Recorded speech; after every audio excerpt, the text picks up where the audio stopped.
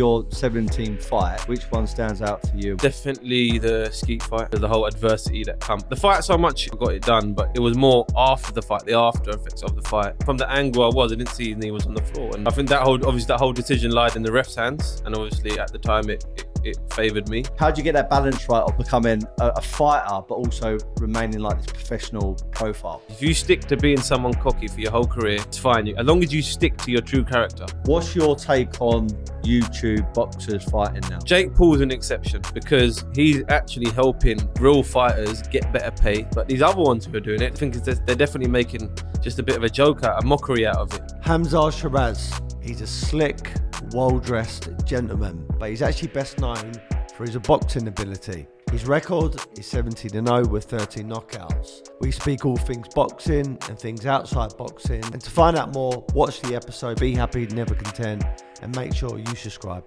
Welcome back to the podcast. Steve with Sully Study. We're at our home in Mayfair, Woodbury House, the Art Gallery, and I've got a really brilliant guest in front of me right now. Everybody knows I love to talk about business and boxing, and I think this man is going to cover both topics. So welcome aboard the podcast, brother.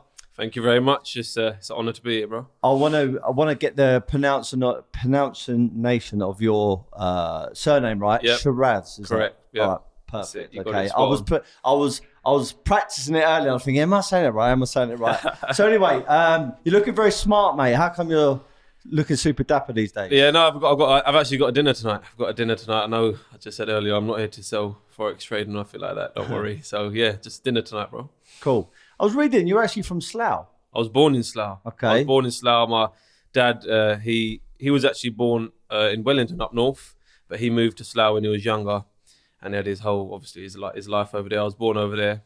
Then for whatever reasons, when I was about 1 year old, come down to East London and grew up in Ilford. Okay, so you're from a family of fighters, though, right? Yep, family of fighters. My granddad was a fighter. My uncle was a fighter. My dad done a bit of boxing, but his profession was cricket. So he was a professional cricketer, played for Gloucestershire. And yeah, that whole sports element of everything has always been in our family. That's why I've had so much support and backing to this day. Yeah, nice. So I did read about your uncle getting you into the boxing gym at 8 and you had your first bout at 12 years of age. Yep. What was that like? It was good, man. It was great. Listen, you got to remember, when I was a kid, all I ever used to hear about was my uncle. He was this boxer. He was a great boxer, and you want to be like your uncle. And when it's embedded in you as a kid, you always grow up to think, yeah, I want to be like him. And then as I got older, 6, 7, 8, I used to start going. He took me to the boxing gym. And it was a great experience. Obviously, as a kid, it's different when you first walk into a gym. And then that spark, just like from that day, it went crazy, really. And my uncle, he turned professional, but he didn't end up fighting for whatever reason it was. And what I can say now is I'm carrying on his legacy. Do you know what I mean? The professional ranks now, and I'm on my journey to world stardom, hopefully. Because I was saying to you earlier that part of the reason why I started the podcast is to fill a bit of a void, because when I was younger, bar the obvious things such as, I don't know, a pilot or a doctor, I was never smart enough to be these type of people. Yeah. Or you go down the conventional route, which is a plumber, sparky, electrician, or a carpenter, or something like that. Yeah.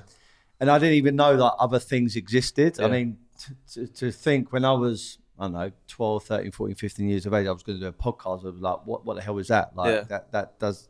It was unheard of, isn't it? It was unheard of. It was completely alien. So now I went to interview like go-getters and people that are moving shakers in their sector to inspire the younger people. Yeah. But to say that you're going to go down the route of being a professional athlete and a very dangerous one, which is a professional fighter, what kind of made you feel that that was the right choice?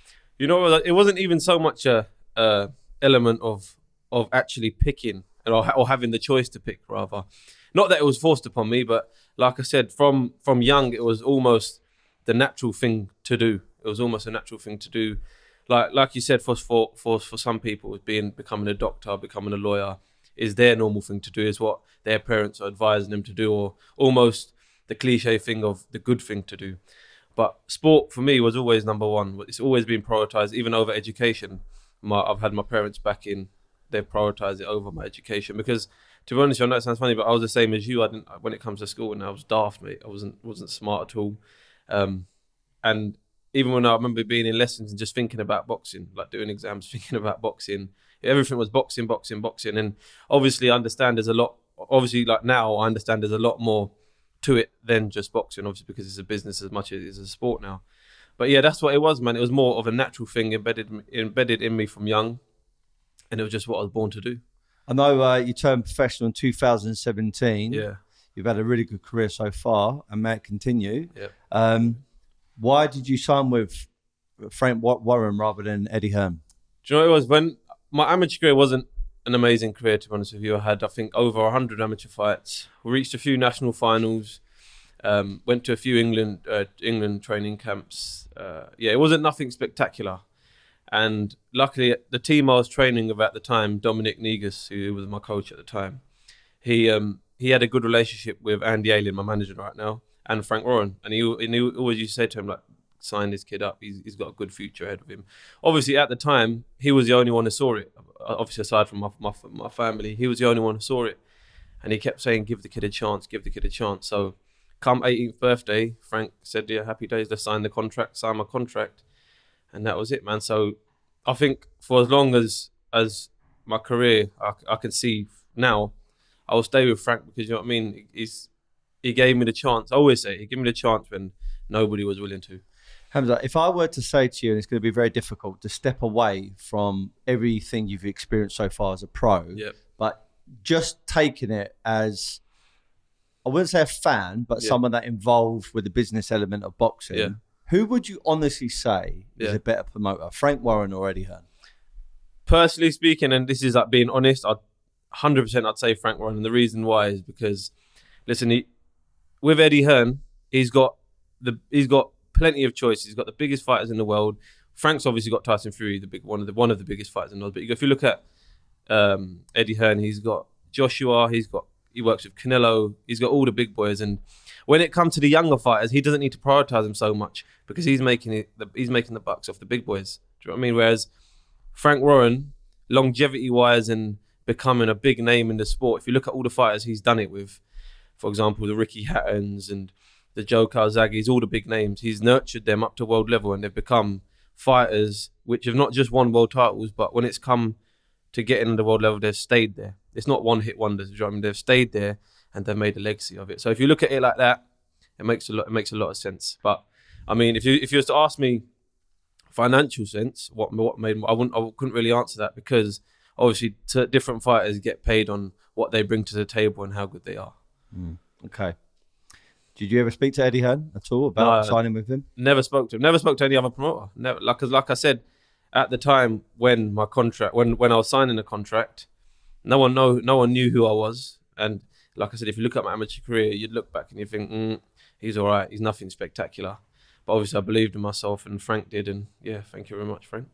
So I want to talk to you about your career. 17 wins out of 17. So you got a perfect record. 13 KOs. Out of your 17 fights, which one stands out for you and which one was the hardest? I'd say the one that stands out was definitely the Skeete fight, which I had, I think, I was just hitting over a year ago now, obviously for obvious reasons. Because the whole adversity that come. The fight so much, obviously I got it done, but it was more after the fight, the after effects of the fight, the adversity that come with it, which was not hard to deal with, but it was definitely different because you've got to remember, before that I had, I think, I can't remember what's 15 fights or 14 fights, whatever, on a winning streak, knocking people out, no questions being answered, and then boom, the tables turn and everyone's like, yeah, you're shit, you're not that good, you're not going to do this, you're not going to do that. And the reason why it wasn't too hard to deal with is because I've dealt with adversity since I've been a little kid. Do you know what I mean? My father, he went to prison a few times when I was younger, and he was inside in times which you almost need your father. Do you know what I mean? Them vital almost like pinpoints in your childhood which you almost need your father. Obviously he wasn't there. He was inside, and it gave me that mental strength and mental toughness, also that matureness to deal with things. And yeah, so when it came to all that adversity, it wasn't really an issue, but it was definitely different. That's the reason why it sticks out. I definitely want to talk to you about a couple of things I've read, and this is one of the subjects. Because it is such an interesting topic, that fight. Obviously there was a lot of controversial headlines surrounding it. And I've got one written here by TalkSport. Yeah. I mean, look, you had like the Mirror and the Sun. There were loads, bro. And all of these papers that, I don't want to say I don't respect them, but they come up with these narratives and they're sometimes a bit like, you're just writing that because you're trying to sell a paper. Yeah. But TalkSport, I would say, they're pretty, neutral. Yeah. Here's what they said. Drama Hamzah Sheeraz scores controversial win as he hits Bradley Skeete twice whilst he's down, avoiding disqualification, and gets a knockout in the next round. So I remember watching the fight. I think I told you when I saw you at Beluti that I've actually had Bradley Skeete on my podcast. I actually would class him as a friend. Yeah. If I see him out, I would, always say hello to him. Bit of background about me. I used to fight for Bromley and Downham as an amateur, and I've mentioned that's the same sides, isn't it? That makes sense. And the way I got in to know Bradley is because I would say this openly. The guy, bearing in mind I was a silly kid when I was younger, the guy who gave me the most amount of inspiration was a guy called Sam Webb. Okay. Now, I remember Sam Webb. Now, Sam Webb used to be at Bromley and Downham, and then he went over to the R-Box gym under Al Smith and become British champion. Yep. And when I used to be in that amateur gym and I used to watch him hit in the bag, and I was 14 years of age and he was probably 17, 18, I used to look at him and think, this man is like God. So when I started making money for myself, out of nowhere, I reached out to him and said, look, you may or may not remember me. You probably don't. I was actually in the gym. You used to inspire me, but you never used to speak to anybody because you were like doing your thing. This elite person. I wanna give back. So I sponsored him for a few fights. And then when he retired, he said, look, Bradley's the next person coming up. Would you do the same for him? Which I did. And that's how I got involved. Makes sense, got involved with them. So I've got nothing bad to say about Brad. And it did look to me in that 8th round, you did hit him 2 or 3 times on the floor. Did you realise you'd done that, or was it just the fighter's instinct to do it? It was just the fighter's instinct. It wasn't even to do it. Like I always said, from I've covered loads of time, from the angle I didn't see his knee was on the floor, and obviously that was that. And I think that whole decision lied in the ref's hands, and obviously at the time it favoured me. And happy days. We're here. How many fights? 3 fights on from that. Number 5 with the WBC, 160. Number I think 8 with the WBO. Getting my rankings up there, and hopefully 2023, end of 2023, hopefully I'll be fighting for a world title, God willing. If you, and I'm not going to make this whole podcast about this element, but if you were the referee, what sort of decision would you have given yourself in that 8th round? I would give the same decision he gave me. I would have took the point off, which he did. I think he did anyway. Yeah, he did actually, and would have cracked on with the fight. How do you think the fight was going up until that point? I was definitely learning a lot. He was ahead up on the scorecards. It was obvious to see, but you know what? When I look at that fight now, as a massive, massive blessing in disguise, like huge blessing in disguise. Obviously, like I said, the after effects of it is what it is. But now, if you look at my performances from that fight, I've learned a hell of a lot. And the people who are put in front of me, I'm just wiping out the way. And these are like good level fighters as well. These ain't bums from wherever. Do you know what I mean? There's 2 British fighters and 1 Argentinian who actually beat Benavidez, the younger Benavidez, the older one, sorry. So yeah, I'm definitely learned a lot from that, and I'm on the right path now. And then the last final point on it is, I know Bradley went to go and try and get it overturned through the boxing board, and they kind of shot him down. Was there any kind of feelings towards that? Not really, because that had nothing to do with me in terms of that whole decision and everything. That was his choice and his problem, really. I did see though that you did offer him a rematch, which you never had to. All credit to you. Yeah, no, of course. And would you have taken that rematch? Yeah, no, that it was in. We signed my bit. Obviously, we gave the contract to them, and it never come back. And for whatever reason, it didn't come back. Obviously, the purse was a lot higher as well, because we knew that to get that rematch, we're gonna have to pull out a lot more money, and that was the case. And obviously, the rematch didn't happen. So here we are today, man. Yeah. So that was over a year ago. Yep. What you look, because when you turned up earlier, I didn't realise that you got this bandage on your hand. Yeah. Can you tell me a bit more about that? Yeah, no, I got a little procedure done on it after my last fight, so I'll just be resting for a bit now. And yeah, I'll be back in the ring in summer, hopefully. So it gives me a bit of time to, focus on my marketing outside. Like I said, it's when you get to a certain level or in your pro career, you realise it's more than actual boxing. You need to become marketable. You need to become someone who, when people look at, they want to sponsor this kid. They want to be associated with this boxer, and that's what I'm trying to do now. Yeah, I think it's a very healthy move, and I think it takes a lot of discipline and I don't know what the other word is, but someone that really knows how to like make your profile stand out in a certain way. You need to be that fighter, someone who's going to be quite aggressive in the ring. Yep. But at the same time, remain professional outside the ring. And that balance is sometimes hard. Yeah. I mean, if you look at the Conor McGregors or the Floyd Mayweathers, you know, sometimes they they do some mad stuff outside of the ring and, you know, but they've also made a shed load of money. Yeah. How do you get that balance right of becoming a fighter, but also remaining like this professional profile? Do you know what I think the key to it is if you know, once you become a pro fighter and you're going to be in front of the media and doing interviews, if you stick to being someone cocky for your whole career, it's fine. As long as you stick to your true character. Do you know what I mean? Because at the end, it all comes to surface. Do you know what I mean? Everything will be revealed at the end of the day when there's a lot of controversy involved and whatnot. Like Joshua, for example, up until the Usyk fight, listen, he was doing media, he was doing everything right. You couldn't fault him. You couldn't fault him out. This is outside the ring I'm talking about. You couldn't fault him.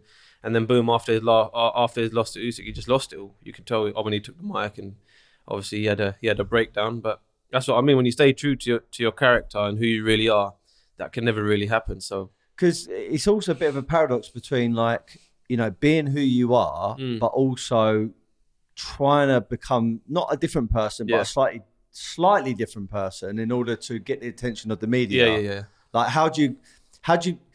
I mean, is the right advice to have a persona as a boxer? That's what I mean. If you're going to go that route, you have to stick by it from literally day one. You have to stick by it. My aspect has always been, as long as you're winning in the ring and winning in good fashion, the rest of it will come. Because at the end of the day, people come to watch you, don't they? Do you know what I mean? If you're giving it all the smack talk and everything, you go in the ring and get your ass kicked, you're going to look a bit like a mug, aren't you?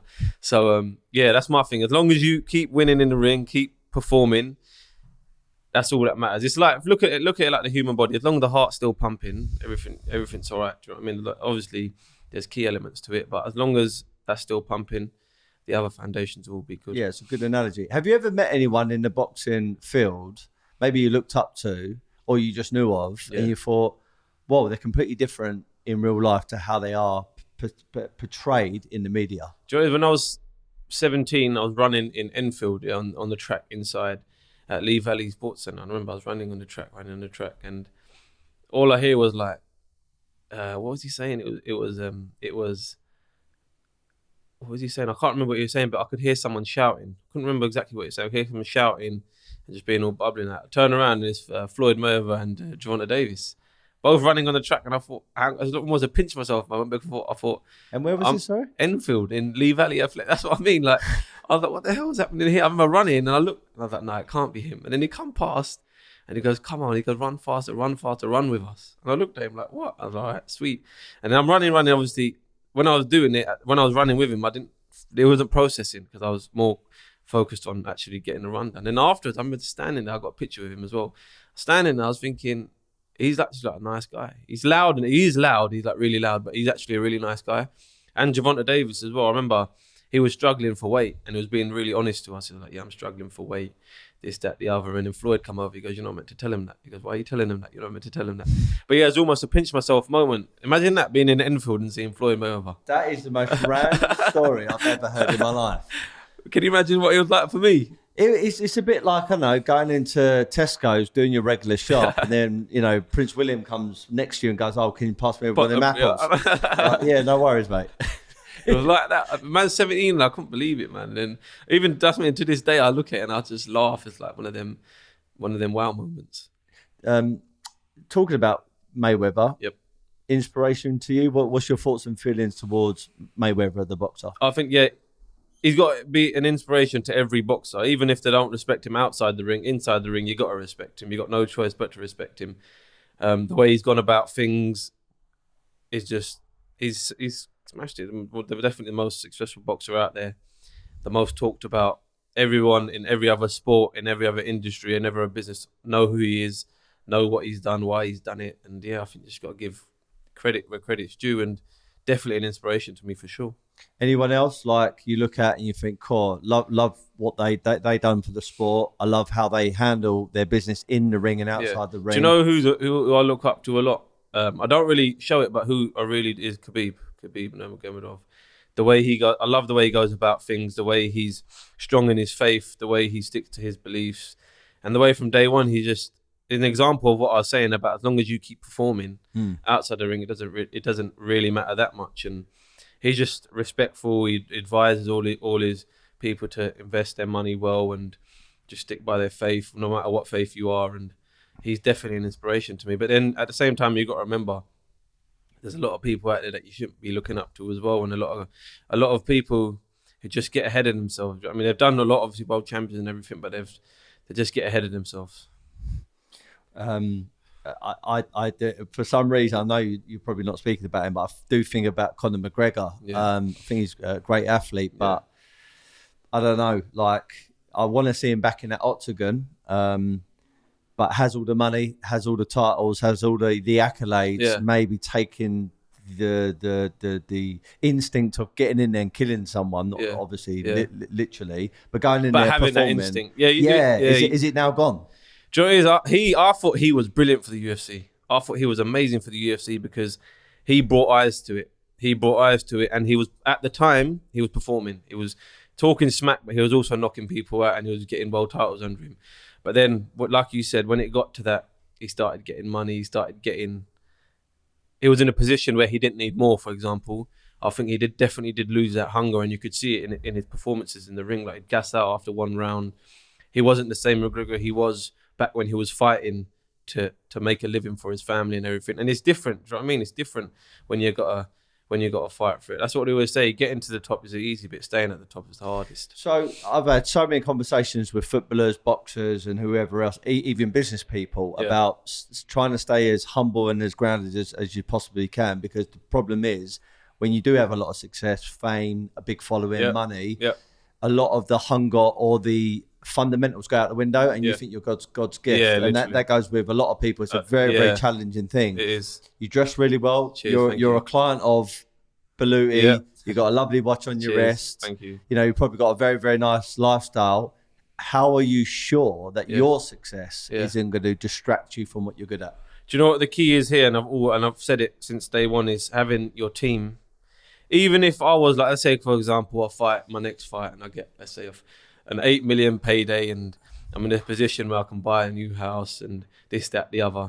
I think even, God forbid, and I say God forbid, my head was to go like above the clouds, and I was like losing myself. I think having a solid team is vital. People, because I've been blessed. I'm in a situation where my team, I've got people who come from money, who have been born into money, who have had it and it's gone, who have still on their way working for it. So everyone around us, we've got all like mixtures of everyone. And I think, well, I know having a good team around you is what keeps you grounded. Like I said, imagine my head did go above the clouds and you just got one of my mates or my old man to come and give me a slap. So like, listen, calm yourself down. Do you know what I mean? Like, let's get back to reality. You've been working for all of this. Don't forget what you've come from. I think remembering where you've come from and why you've come from it is key. Always, just, you know what I mean? Like, what I do, like, once a day, I'm not saying I've made it because I haven't made it. I've got world titles to win and I'm still working my way up. But what I do is every morning when I get up, I just remember why I'm doing what I'm doing and why I'm in the position I'm in, what got me here. Do you know what I mean? And it's all about how you are as a person, mentally, what you do, and to remind yourself where you've come. Floyd Mayweather always says it. He always says it. Yeah. He always goes back to Grand Rapids, where he's from, his house. He always shows his house. This is where I've come from. This is what I've done, and that's definitely one of the key aspects of it. Remembering where you're from and having a good team to keep you grounded. Absolutely. How important though is money to you? It is important. It's definitely important. If I was sitting here and saying, oh, it's not important at all, it's this, that, the other, I'd be lying. But I think the reason why I'm saying it's important, obviously, boxing is definitely number one for me because it is where I get my income from and what I'm doing, and it's what's basically helping me get out the mud, if you know what I mean. So, yeah, but listen, at the end of the day, you gotta know your worth. You know what I mean? To these promoters, really and truly, we're figures. where I understand we're fighters, and if you look at it promoters aspect, we're figures, and you got to know your worth at the end of the day, because listen, as a fighter, we're putting our lives on the line. That's the reason why it is important, because you don't want to be going in there when you know you're worth a lot more than what you're getting at the time. So that's the reason why it definitely is important to me, because it's a blood sport and your life's on the line, so you definitely got to know your worth. Do you ever think, though, like when you're sparring, not so much all the other training, but the sparring and also the fighting, does it ever cross your mind? I mean, it probably doesn't because you're quite young, but my mindset, since now I'm 37, it is always changing. I've got 2 kids as well. So, but do you ever think, you're winning, but how much damage have you not actually really seen that's happening beneath the surface? I'll tell you why I say this. I interviewed Trish Dixon, who wrote that book called Damaged. And he really opened up my eyes to the facts that most of the damage isn't actually done in the fight, it's done in sparring. It's training, And I'm like, because when you got the head guard on, 16-ounce gloves, and you know it's sparring, and you kind of know that you're slightly protected with all that stuff on, you probably take more risks. And during taking more risks, and you have more tear-ups, you're probably taking more blows. Yes, correct. And I remember watching a film called, with Will Smith, Concussion, is it? Concussion. I haven't seen that. Is it Concussion? Yeah, it's the NFL. It's almost like the NFL movie. And I've been looking at it thinking, how many blood cells in my brain are bleeding at the moment, but suddenly will become dry, and then suddenly I'll go into like schizophrenia or Alzheimer's or something like that. So do you ever think about the damage that you might have gone through as a boxer? Do you know, it's like you hit the nail on the head, but you said that I don't think of that because I'm young. Like you said, because I'm young and like I'm only 23 yet, and I've still got a massive career ahead of me. But if you look at some fighters at the end of their careers, for example, like when I go to LA, like Michael Nunn, for example, when you speak to them, it's exactly what you said. They go, the damage is done not in the fights, unless you have a crazy fight like Corrales and Castillo.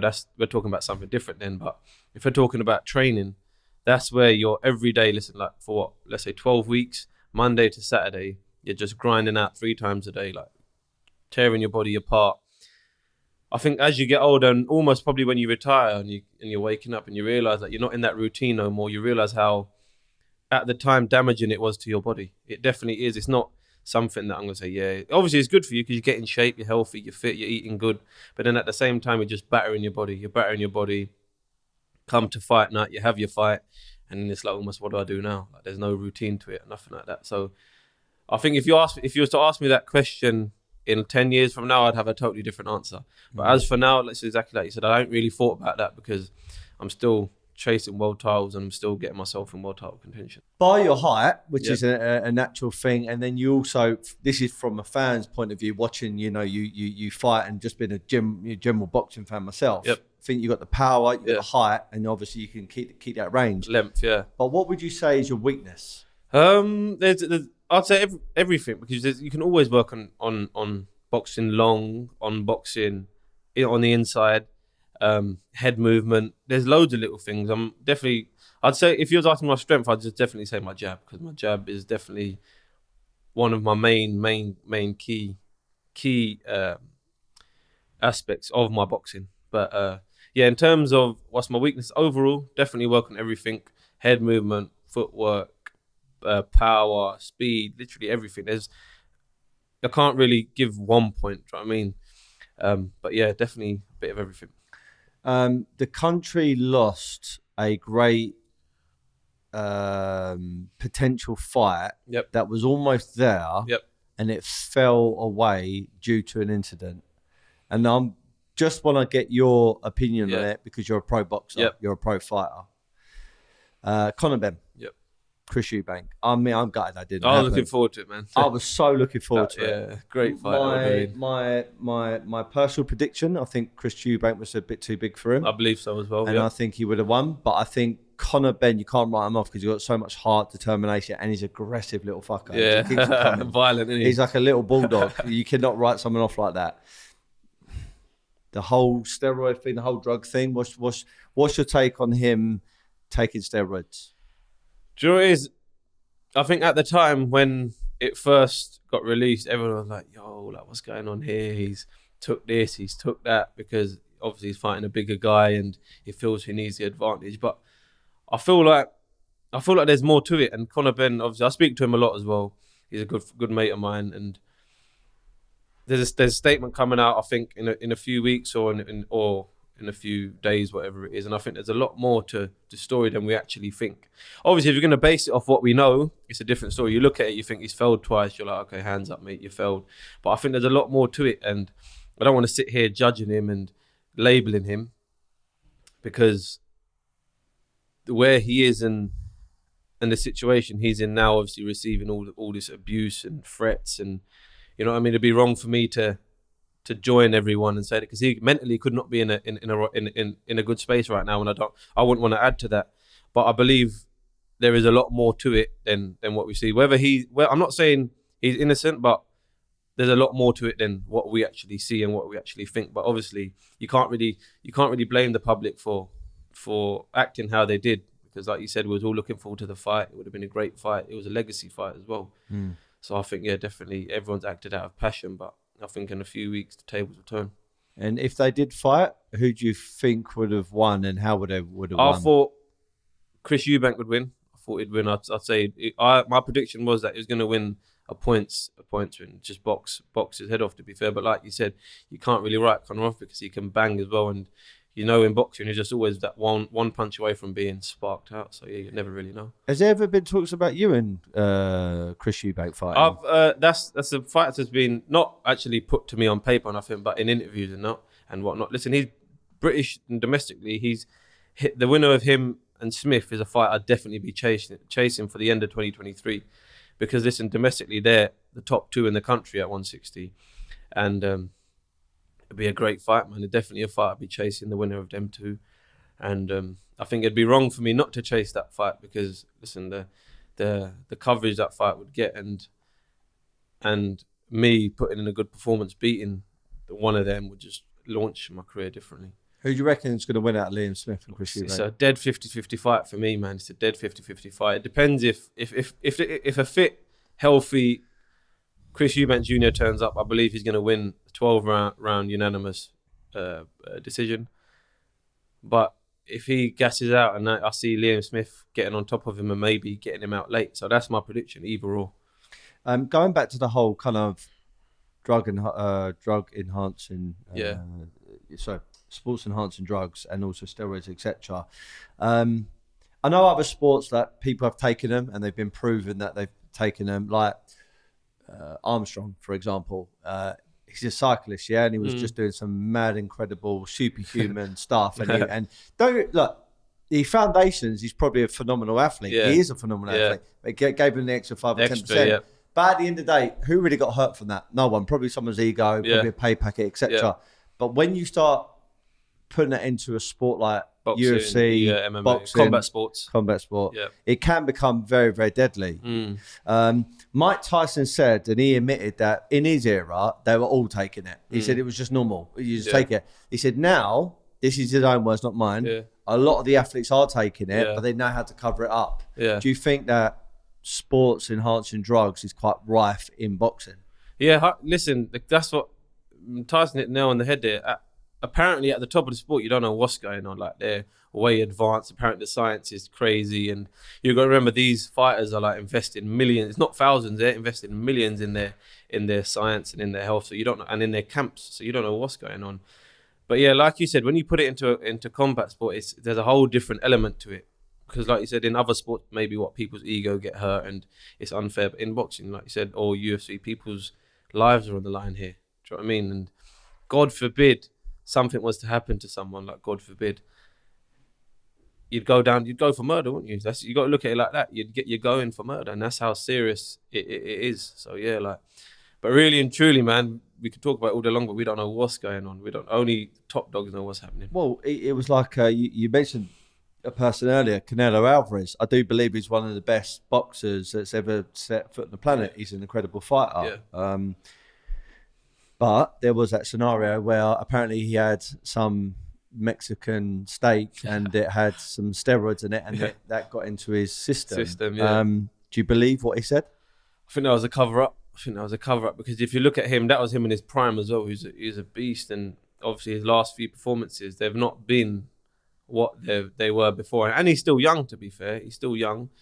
So I think if you look at it like that, maybe everything's catching up on him now. But listen, he's done enough and he's made enough to retire now and live a happy life. But I think his ego's still too big to retire yet. So I think he'll be in boxing for a long time still. Yeah, definitely. Do you reckon if anyone ever did get caught for sports enhancing drugs and everything else, do you think they should have a ban for life, or should they be given a second chance? It depends. It depends. Say, for example, they got spiked and they've proved they got spiked, then I think maybe a little ban is all right. But if it's hands up, I've took steroids and this, I think it should be a lifetime ban. It's really and truly, and it is wrong. Like you said, you just got to look at most fighters are fighting to feed their families, to look after their people, and God forbid one of them to pass away. Who's looking after their families? Do you know what I mean? So yeah, definitely a ban, man. I want to just ask you a small segment on this new wave of boxing. Yeah. You've been boxing since you're 8 years of age. Yeah. I got into the boxing ring when I was like 14, probably just shy of 14. Yeah. And I wish I would have got into it earlier. Because what it had done for my confidence, forgetting about the boxing itself, just the confidence was second to none. Yeah. I got more out of the boxing club than I did at school for my personality. Yeah.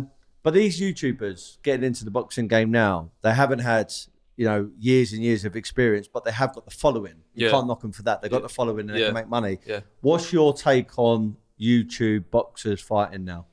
Do you know what it is? My take on it is Jake Paul's an exception because he's actually helping real fighters get better pay.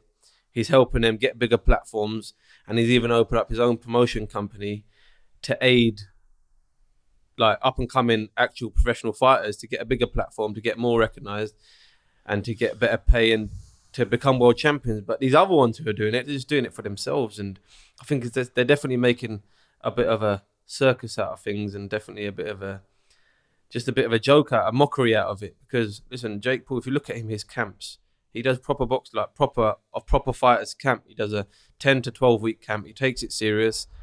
He's gone about the whole situation in a way where pro fighters appreciate what he's doing. I certainly do anyway, because he's putting himself in our shoes and he's going about his business the right way. But these other ones who just turn up all like out of shape and they gas out after 2 rounds. They can't even throw a straight jab, let alone throwing hooks and uppercuts. And they're just making a mockery out of things.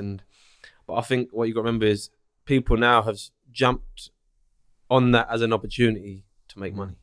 Do you reckon Jake Paul, like once he gets in there with, let's say I would call more of a thoroughbred boxer, rather than someone that used to do a bit of MMA, now retired, etc., what happens when he gets in there with a real fighter? I don't think he'll do too bad, Obviously not. If we're talking world level fighters here, he won't survive with them. And I'm not saying he's going to be world champion, because I don't think he is going to be world champion. But I reckon he's got a chance. Like for example, against Tommy Fury, I think he's got a chance of beating Tommy Fury. I'll be honest. Because he's getting better with each performance, man. And the thing is, he can't get worse. That's the thing. He can't get worse. He can only get better.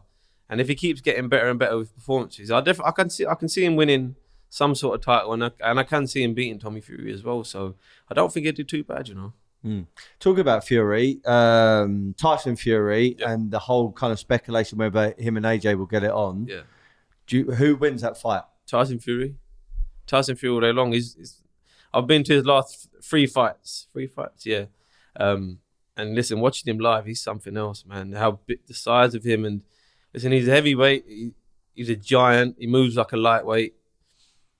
He's crazy, man. He's got the athleticism of like a middleweight as well, and he's crazy, man. And he's to be fair, I think he's unbeatable at the minute, unless obviously it's like I always said, you're always one punch away from being knocked out. Unless he gets sparked out by just a lucky punch, I think he's unbeatable. So where do you think AJ goes now then?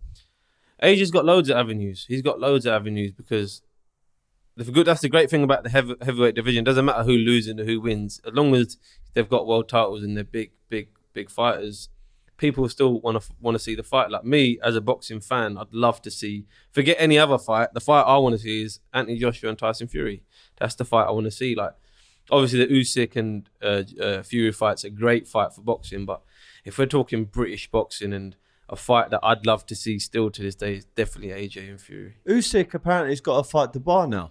They've ordered it, but I think he might get Dubai might get step aside money so they can carry on with the Fury and Usyk fight. Okay, nice. But Dubai ain't ready for Usyk at all yet. No way. I wouldn't say. Yeah, no, he ain't ready for him.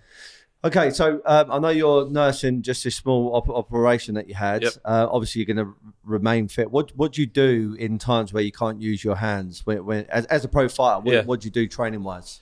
Just running, just maintenance work, or running, swimming, everything that doesn't really involve impact work. Really, just if all like I said, maintenance work. I'm always in the gym anyway. After a fight, I have a week, maybe 2 weeks off, and that's it. Just really running, just all like squats. Press ups, all the usual stuff that you do in the gym. That's what I'll be doing, and a bit of obviously shadow boxing. And after a few months, I'll be back punching again, and then hopefully fighting again in July. Okay, I know you're ambitious. I know you want to become world champion. Of course. When will we see yourself world champion? Hopefully end of 2023 or early 2024. So that's the time I've given myself. Listen, I've been a pro for 5 years now. Everything's been heading in the right direction. The experiences I'm getting training out in LA has been great. And as long as I keep winning and keep performing, I'll be there in no time. Yeah. And after you're world champion, what's next? Just win more titles, become undisputed, become like 3-4 weight. With my height, I can go up probably to light heavyweight if I'd like to. So become a 3-weight world champion and undisputed in the 4-belt era, because I think there's only 9 fighters have done that so far, and hopefully I can be added to that list. I know you're young, and I know you're on your journey to becoming a world champion. But like outside of the sport of boxing, are you like setting yourself up like with investments, assets, etc.? What you doing? Yeah, I've got a team who's doing that for me. They're looking after everything for me. So that's where I've been blessed. I've been really lucky to have a team like that who've come on board and looking after all my finances and my investments and this, that, the other. So I just solely concentrate on boxing. And obviously, I'm aware of what's going on, not completely oblivious to it. Otherwise, I'll be like some fighters and getting robbed left, right, and centre. Look, I want to say thank you for your time. I'm going to ask you one more question. When I first started my journey into the business world, I come up with my mantra, which goes like this: be happy, never content. I've got it everywhere in my house. Got it in my kitchen. That's a good one, that. I've got my own gym at my house, and above the door it says "Be happy, never content." And even on the mat. Now I've got my own interpretation of that. If I were to ask yourself, what does "be happy, never content" mean to you? To me, it means keep doing what I do, boxing wise. Keep doing what I do, but remember, you've never done enough. That's very good, man. That's it. Right, Hamzah, thank you very much. Thank you. I'll shake you with this hand. Cheers, nice one, bro. I appreciate your time. I'm looking forward to seeing some more of your fights and your journey unfold. God and if willing. You've enjoyed this episode, please subscribe and be happy, never content. Nice one. Cheers. Thank you very much. God bless.